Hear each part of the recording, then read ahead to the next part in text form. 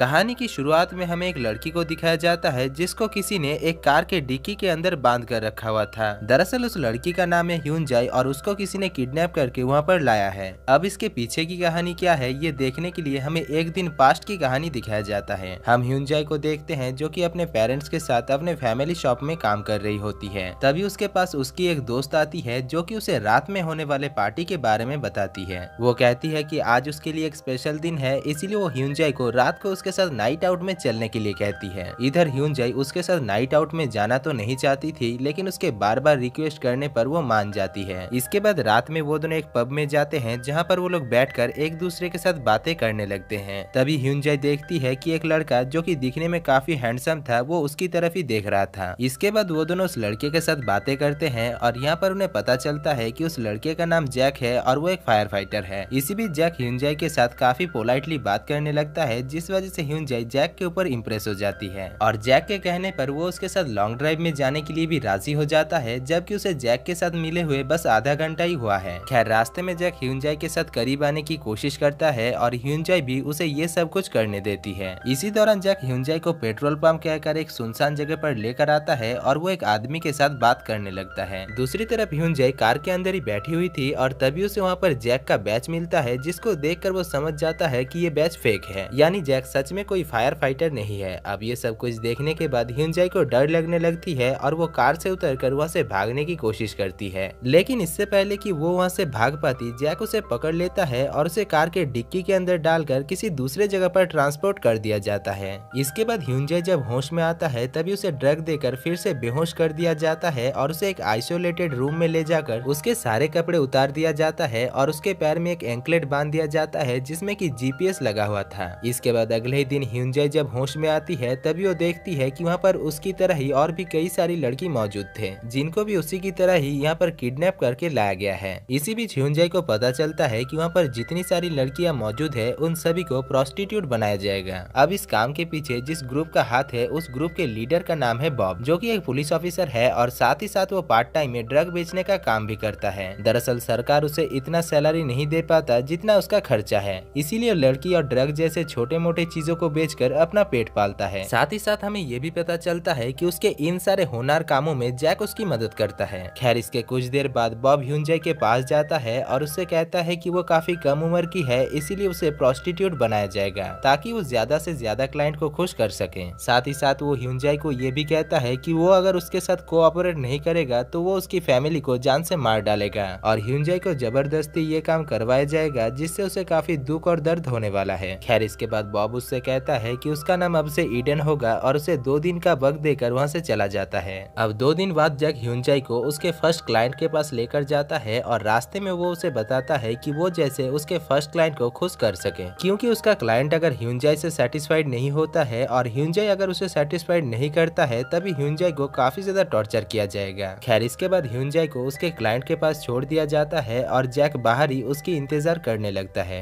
इधर मौके का फायदा उठाकर ह्यूनजाई उस क्लाइंट को जान से मार डालती है और वहाँ से भागने लगती है, लेकिन जैक को पता चल गया था कि ह्यूनजाई वहाँ से भाग गई है, इसीलिए वो ह्यूनजाई के पीछे पीछे आने लगता है। इधर ह्यूनजाई भागते भागते एक घर के सामने आकर पहुँचती है जहाँ पर 2 औरत उसे देख लेती है और वो लोग पुलिस को कॉल करने लगती है, लेकिन तभी जैक वहाँ पर आकर ह्यूनजाई को पकड़ लेता है और वो उन औरतों से कहता है कि वो पुलिस ऑफिसर है। साथ ही साथ वो उन औरतों को ह्यूनजाई के बारे में काफी उल्टा सीधा कहता है और कहता है कि ह्यूनजाई जेल से भाग कर आई है। खैर इसके बाद वो ह्यूनजाई को अपने ठिकाने पर लेकर आता है और उसे इस काम के लिए पनिशमेंट दिया जाता है, जिसमें कि एक बार टब में बर्फ डाल दिया जाता है और उसे सारी रात उस ठंडे पानी में ही बितानी पड़ती है। इसी बीच वहाँ पर बॉब भी पहुँच जाता है और वो जैक के पास आकर उसके ऊपर काफी ज्यादा चिल्लाने लगता है। साथ ही साथ वो जैक को ये भी कहता है कि आज उसके लापरवाही की वजह से वो लोग पकड़े जाने वाले थे। खैर इसके बाद सीन शिफ्ट होकर हमें 1 साल बाद की कहानी दिखाया जाता है, जहाँ पर हम ह्यूनजाई को देखते हैं जो अपने आप को यहाँ पर एक्सेप्ट कर लिया है और वो अपने आप को एक प्रोस्टिट्यूट ही मानती है। इसी बीच ह्यूनजाई की फ्रेंडशिप प्रेस्केला नाम की एक लड़की से होती है जो ह्यूनजाई से कहती है कि यहाँ पर कम उम्र के लड़कियों को लाया जाता है, लेकिन कुछ सालों तक काम करने के बाद वो लोग अचानक गायब हो जाते हैं। इसके बाद एक दिन प्रेस्केला के साथ भी ऐसा ही होता है और ह्यूनजाई देखती है कि प्रेस्केला अचानक एक दिन गायब हो गई है। इसी बीच ह्यूनजाई को पता चलता है कि वहाँ पर सवितलाना नाम की एक लड़की है जो कि जैक के साथ मिली हुई है। एक दिन ह्यूनजाई देखती है कि सवितलाना के पास वही रिंग मौजूद है जो कि ह्यूनजाई को उसके डैड ने दिया था। अब उसे देखकर ह्यूनजाई सवितलाना के साथ लड़ने लगती है और कुछ देर बाद जैक वहाँ पर आकर ह्यूनजाई को अपने साथ लेकर जाता है। इसके बाद जैक ह्यूनजाई को वो रिंग खाने के लिए कहता है और ह्यूनजाई को ना चाहकर भी वो रिंग निगलनी पड़ती है। इसी दौरान ह्यूनजाई जैक से कहती है कि उसे पता है कि जैक हर रोज यहाँ पर किसी न किसी लड़की को लेकर आता है, जिसके बदले में उसे काफी सारा पैसा मिलता है, लेकिन इससे उसे काफी ज्यादा मेहनत भी करना पड़ता है। इसीलिए ह्यूनजाई उसे ऑफर देकर कहती है कि वो उसके इस काम में उसे मदद कर सकती है, क्योंकि वो एक लड़की है और वो लड़कियों को किसी तरीके से कन्विंस करके उन्हें बर्बाद करने के लिए यहाँ पर ला सकती है। इधर ये सब कुछ सुनने के बाद जैक उसे अपने काम में तो रखना चाहता था, लेकिन उसे उसके ऊपर भरोसा नहीं होता। इसके कुछ दिन बाद हम देखते हैं कि जैक ह्यूनजाई को लेकर एक पार्टी में जाता है जहाँ पर काफी सारे क्लाइंट आए हुए थे। इसी दौरान वहाँ से दो लड़की भागने की कोशिश करती है और ह्यूनजाई जैक के साथ उन लड़कियों को पकड़ने में मदद करती है, जिस वजह से जैक ह्यूनजाई के ऊपर इम्प्रेस हो जाता है और उसे अपने ऑफिस के काम में रख लेता है, जहाँ पर उसे क्लाइंट के साथ मीटिंग फिक्स करना और वहाँ पर हुई हरकतों के ऊपर नजर रखने का काम दिया जाता है। इसके बाद अगले ही दिन जैक ह्यूनजाई को लेकर दो लड़कियों की डेड बॉडी को डिस्पोज करने के लिए एक नदी के पास जाता है। थोड़ी देर में वहाँ पर बॉब भी पहुँच जाता है और वो जैक का मजाक उड़ाता है और उसके फैमिली मेंबर्स को भी उल्टा सीधा कहने लगता है, जिस वजह से जैक बॉब के ऊपर हमला करके उसे जान से मार डालता है और उसे भी उसी नदी में फेंक देता है। इसके बाद अगले ही दिन जैक और ह्यूनजाई एक लड़की को लेकर एक क्लाइंट के घर जाता है, जहाँ पर पहुंचकर ह्यूनजाई प्रेसिका को देखती है जो कि एक रूम में बंद थी और वो प्रेग्नेंट थी। इसीलिए वो प्रेसिका के पास आकर उससे बात करती है और प्रेसिका उसे बताती है कि ये बच्चा एक फॉरेनर का है और ये बच्चा होते ही वो फॉरेनर उसे लेकर जाएगा। अब ये सब कुछ सुनने के बाद ह्यूनजाई प्रेसिका से कहती है कि वो यहाँ पर काम कर रही है और साथ ही साथ यहाँ से भागने का प्लान भी बना रही है। खैर इसके बाद जैक जब ह्यूनजाई को लेकर अपने ठिकाने में वापस आता है तभी उसे पता चलता है कि पुलिस को उसके ठिकाने के बारे में पता चल चुका है। इसीलिए जैक रातों रात उन सारी लड़कियों को अपने घर में शिफ्ट करता है। इसी बीच ह्यूनजाई जैक से उसके प्लान के बारे में पूछती है और जैक उसे बताता है कि वो उन सारे लड़कियों को दुबई भेज देगा।